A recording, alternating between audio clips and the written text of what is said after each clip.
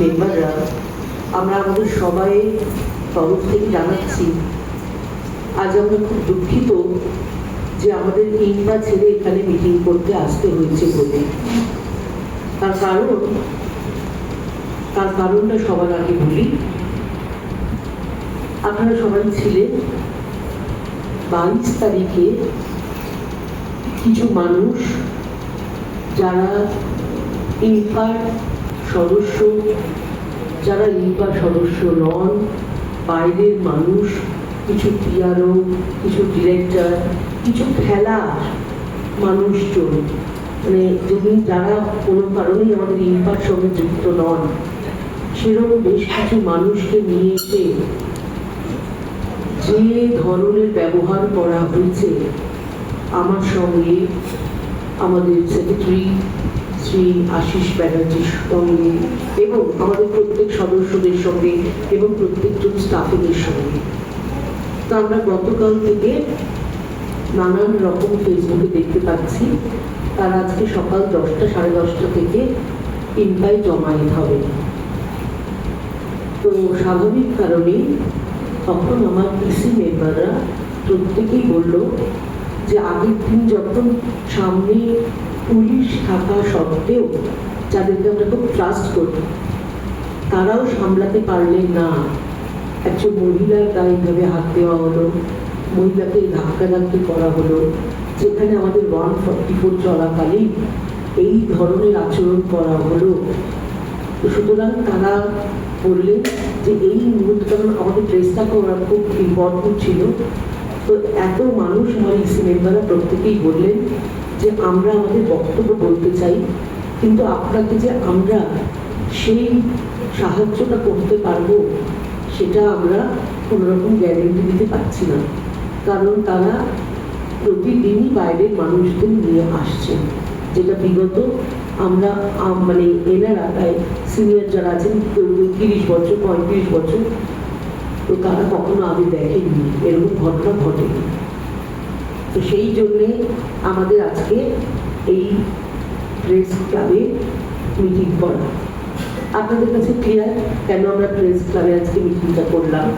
ইনপার ট্রেনে এসে এবার আপনাদের জানা উচিত, ইনপার একটা গভর্নমেন্ট বডি, এটা ইজ রুলড বাই আমাদের আর্টিকেলস অ্যান্ড বাইলস। আমরা কিন্তু কোম্পানিজ অ্যাক্টের মধ্যে পড়ি। তো এইখানে আমরা যে সমস্ত বাইলস আছে, আর্টিকেলস আছে, সেসব মেনেই কিন্তু আমাদের যারা ইসি মেম্বাররা আছে আমরা, তারা প্রত্যেকেই কিন্তু এর আওতাতেই করি। আপনাদের জেনে রাখা দরকার, এই ইনপায় অলরেডি হাইকোর্টে কেস পেন্ডিং রয়েছে। এই যে আমরা শুনছি যে আমরা নাকি ইললিগালি বসে আছি এবং ইললিগাল কাজকর্ম করছি, আমাদের টেনিয়র শেষ হয়ে গেছে, তাই জন্য কেউ ইন্টারিম প্রেসিডেন্ট হয়ে গেছেন, সেই জায়গাগুলো, আমাদের আইনি যে জায়গাগুলো আপনাদের সামনে আজকে পরিষ্কার করে দিতে চাই। আমাদের লয়ার আমাদের সাথে আছেন মিস্টার টিঙ্কু আগরওয়াল, তিনি আপনাদের পুরোটা দেখে আমাদের কোর্ট অর্ডারগুলো করে দেবেন এবং আপনাদের বুঝিয়ে দেবেন। আপনারা পরিষ্কার হয়ে যাবে যে আমরা লিগালি বসে আছি না ইলিগালি বসে আছি। একটি কথা না বললেই নয়, যেদিন ওরা আমাকে 4 তারিখ থেকে ঘটনাটির সূত্রপাত, 4 তারিখ থেকে হঠাৎ করে যখন বিকেলের দিকে এসে, সেদিন আমরা যারা অফিস বিয়ারার বা যারা আমরা এক্সিকিউটিভ বডি কেউই ছিলাম না, ওনারা সেদিন থেকে জয় শ্রীরাম ধ্বনি দিয়ে একটা আরম্ভ করেন, ইনপায় এসে শুদ্ধিকরণ নাকি করছে।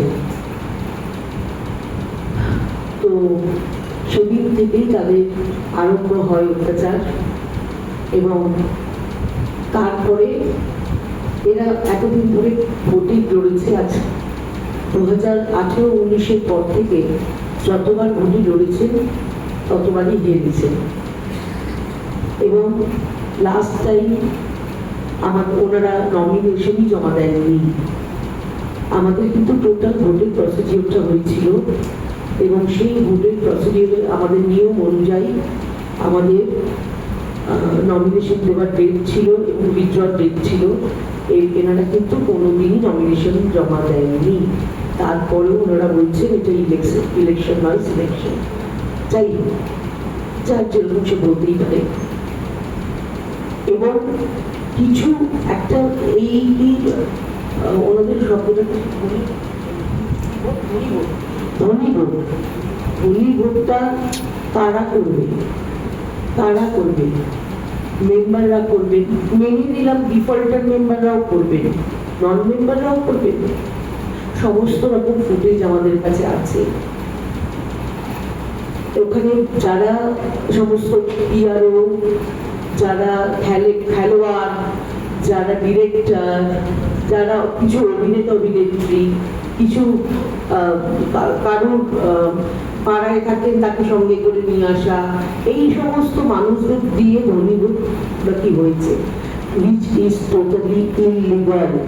এবং সবচেয়ে বড় কথা, আমাদের যিনি সেক্রেটারি তার উপর যেভাবে অত্যাচার করে, আমি যখন সেখান থেকে উঠে আসার পরে সেক্রেটারিকে যেভাবে অত্যাচার করে তাকে জোর করে লেখানো হয়েছে, এটা লিখুন ওটা লিখুন। যখন সেক্রেটারি বলছেন আমাকে জোর করে লেখানো হচ্ছে, তার কাছ থেকে খাতা টেনে নেওয়া হচ্ছে, সেই ফুটেজও আমাদের কাছে আছে। সমস্ত আমি আপনাদের সঙ্গে শেয়ার করব। এবং ওনারা তো প্রথম দিকে প্রেসকে ঢুকতেই দেয়নি। কেন দেয়নি? আমাদের কোনো আপত্তি ছিল না, কিন্তু ওনারাই প্রেসকে ঢুকতে দেয়নি। আরো বিভিন্ন রকম অন্যায় করেছেন, সেগুলো নাই বা বললাম।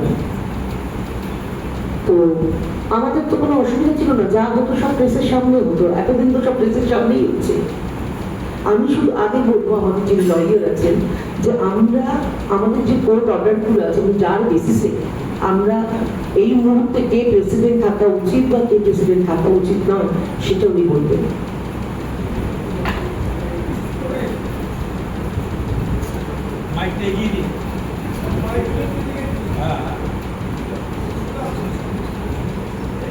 Good evening. Good evening. Am I audible? So, I have gone through the papers. I'll communicate in English, more comfortable in that.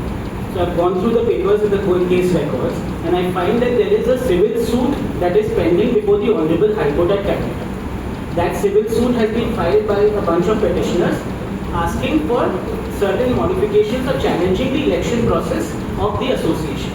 Now, the Honorable High Court has passed several orders, the last of which orders provides for 3 special officers. These are honorable members of the bar who have been made special officers to prepare a voter list. Which members of the association will be allowed to vote in the upcoming elections in 2027. Now, for the elections that have been held in 2025, so there is a 2-year tenure of the Executive Committee Board. The elections that were held in 2025 were also challenged. However, the High Court has dismissed that challenge, saying that it is too late in the day and cannot be challenged at this stage, and that order has not been appealed. So, in fact, that election process has been accepted, and there is no further challenge to that election process by which Madam Priya has been made the president of the association, and the other executive committee members are holding posts. So today, for this same bunch of people to come up with agitation in the party offices, claiming that the office bearers are not functioning as per the rules, or that their election processes were marred by some defects or so on and so forth, that has already been decided by the Honorable Court. So today, the processes and the directions that have been passed by the Honorable Court need to be followed, and that the advocates and the parties involved are in the process of implementing.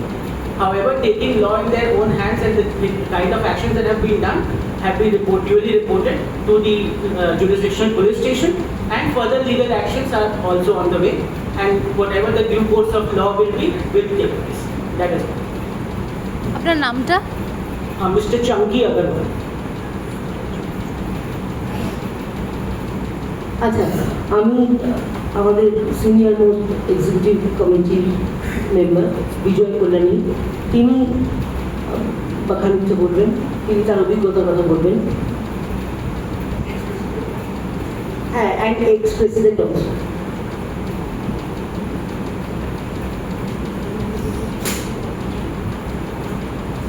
নমস্কার, আমি ইম্পার সদস্য ethic কমিটির সদস্য ওদের গত 30 বছর। করে ভোটে লড়ছি, বহুদিন ধরে ভোটে লড়ছি, পাচ্ছি না। এখন একটা সুযোগ এসেছে যদি তার সদ্ব্যবহার করা যায়, এবং কাদের নিয়ে, যে মানুষগুলো ম্যাক্সিমাম ওখানকার মেম্বার নয়। কিছু কিছু মজার কথা ওই সেদিনকার ঘটনা এরা যখন বলছে মনে পড়তে পারে, না বললেই নয়। মেট্রো রেলে যখন আমাদের কিছু ইসি মেম্বার যাচ্ছেন, তো তারা জিজ্ঞেস করছেন, আচ্ছা কাদের পাড়ার লোক, তোমরা এখানে কি করছো, তোমরা এখানে কেন এসছো, তাদেরকে জিজ্ঞেস করা হচ্ছে। এবার সে বলছে আমাদেরকে ও মুখ ডেকেছিল, চলে এলাম একটু দেখতে, ও মুখ ডেকেছিল সেরকম চলে এলাম দেখতে। মানে দেখতে চলে এসে তাদেরকে বলে দেওয়া হচ্ছে তোমরা হাত তুলে দাও। বুঝতে পেরেছেন? যেটা উইচ ইজ টোটালি ইনলিগাল। তো আমি আমার মেম্বারদের বলবো, আপনারা ভুল কোনো রকম ভাববেন না, ভুল দিতে যাবেন না। আমরা আইনে ভরসা রাখছি, আমরা সবসময় আইনের সঙ্গে আছি। আমরা যা কিছু করবো আইনি পথে করব।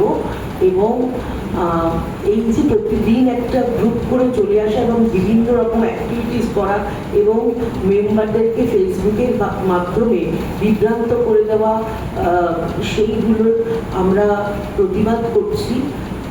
আমি চাইবো তাদের সুবুদ্ধি হোক যত তাড়াতাড়ি সম্ভব। আর এখানে আমি সেদিনকার ঘটনা নিয়ে পুলিশ কমপ্লেনও করেছি অলরেডি, বউবাজার থানায় করেছি, কপি টু আমার লালবাজার করেছি। আমি আজকেও সকালবেলা, যখন কালকে এরকম আমি ইয়েতে দেখেছি, আজকেও সকালবেলা আমরা পুলিশ পোস্টিংয়ের জন্যে বউবাজার থানা এবং লালবাজারে আমরা বলেছি। তো আমরা বেসিক্যালি ওই সম্পত্তিটা রক্ষা করার দায়িত্ব আমাদের। আমরা এখন প্রত্যেকে ইনসিকিউর, আমাদের স্টাফেরা এখন প্রত্যেকে ইনসিকিউর।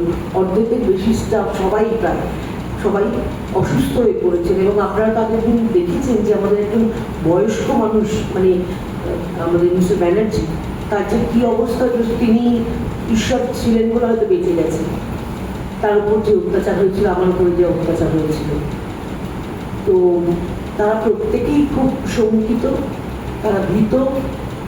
তো সেই কারণেই আমরা ডিসিশন নেব যে আমাদের আগামী দিনে কী করতে হবে, আগামী দিন বা কীভাবে চলবে। এবং আমরা যাই করব সবটাই আইনি মারফত করব। আমরা কোনো রকম কোনো রাস্তার থেকে মানুষ ধরে নিয়ে এসে কোনো ডিসিশন নেব না।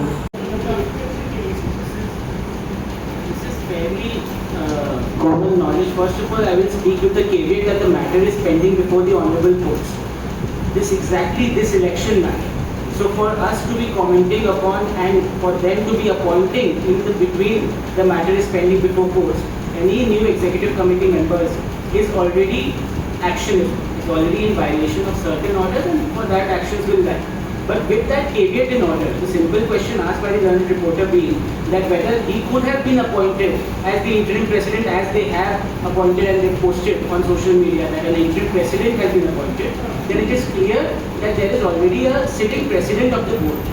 Now, until and unless that post is vacated by an order of law or by due process of law, whether it is by a court's order or by the rules of the association, that post is not empty to be filled by an interim president. That is as much as we could say today, but then again the matter is before the courts and proper legal processes will follow. It is not for us to question or adjudicate on the validity of someone's unilateral decision that there could be an interim president to the association. Who has voted, who has not voted, what were the processes followed, whether there is provision in the articles, whether there was a court directions behind that, we don't know that yet.